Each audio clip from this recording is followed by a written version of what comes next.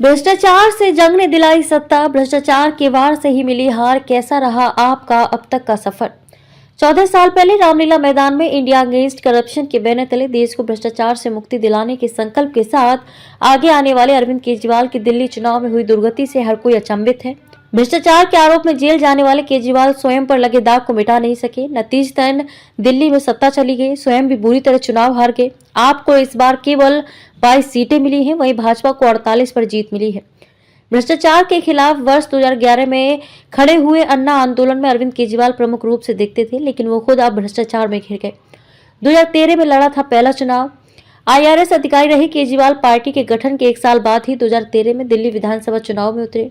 आम आदमी पार्टी ने पहला चुनाव लड़ा। 70 सीटों वाली दिल्ली विधानसभा में आप दूसरी सबसे बड़ी पार्टी बनकर उभरी, इसे 28 सीटें मिली। कांग्रेस ने बाहर से समर्थन दिया और दिल्ली में आपकी सरकार बन गई। दिल्ली में पहली बार सरकार बनाकर मुख्यमंत्री बनने पर केजरीवाल को 49 दिन में इस्तीफा देना पड़ा था। कांग्रेस के साथ न जाने की कसम, लेकिन मिलाया हाथ। हालांकि उन्होंने उस समय जिस कांग्रेस के साथ मिलकर सरकार बनाई थी, इससे पहले उसके साथ न जाने की कसम भी खाई थी।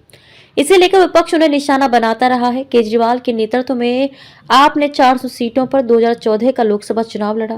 केजरीवाल वाराणसी में नरेंद्र मोदी के खिलाफ चुनाव लड़े, चुनाव हार गए। आपके हाथ कुछ नहीं लगा। दिल्ली में भी एक भी सीट नहीं मिली। उनकी पार्टी सिर्फ पंजाब में 4 सीटों पर जीत दर्ज कर सकी। आपने 2015 के विधानसभा चुनाव में बम्पर जीत हासिल की। 70 में से 67 सीटें मिली, लेकिन इस बीच पार्टी में अंतर्कलह सामने आने लगी। कई बड़े नेताओं ने छोड़ी पार्टी। अप्रैल 2015 में आपके संस्थापक सदस्यों योगेंद्र यादव, प्रशांत भूषण और प्रोफेसर आनंद कुमार को निष्कासित कर दिया गया। बड़े नेताओं में अंतिम बार 2018 में पार्टी छोड़ने वालों में आशीष खेतान रहे हैं। कुछ समय पहले ही आशुतोष ने भी आप छोड़ दी थी। कुमार विश्वास भी आपसे दूरी बना चुके हैं।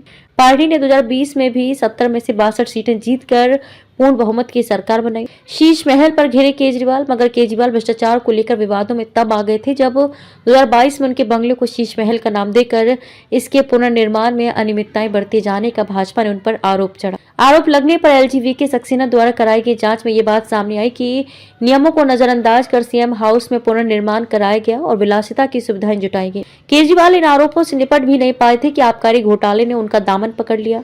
11 मार्च 2022 को आए जिस गोवा विधानसभा के चुनाव परिणाम में आपको 2 सीटें मिली थी, उसी चुनाव में आबकारी घोटाले के 100 करोड़ रुपए खपाने का आरोप उन पर है। जांच एजेंसियों ने अदालत के सामने कहा कि ये पैसा आबकारी घोटाले से एकत्र किया गया था। आबकारी घोटाला मामले में ED की ओर से सीधे उनका नाम लिया जाने लगा था। नोटिस पर नोटिस मिले। इसके बाद पेशी का नोटिस भेजे जाने का सिलसिला शुरू हुआ तो एक के बाद एक 9 नोटिस भेजे गए।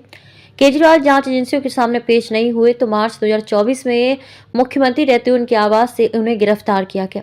वे करीब 5 महीने जेल में रहे। इससे पहले उनकी पार्टी के सहयोगी नेता संजय सिंह और उस समय के उप मुख्यमंत्री मनीष सिसोदिया के फरवरी 2023 में जेल जा चुके थे। संजय सिंह की 4 माह बाद जमानत हो गई थी। सिसोदिया 17 महीने बाद जेल से बाहर आए।